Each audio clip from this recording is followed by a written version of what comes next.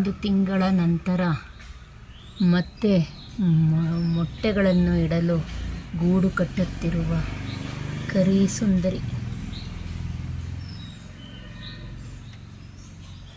ವಿದ್ಯುತ್ ಮೀಟರಿನ ಒಳಗಡೆ ಗೂಡನ್ನು ಕಟ್ಟುತ್ತಲಿದೆ.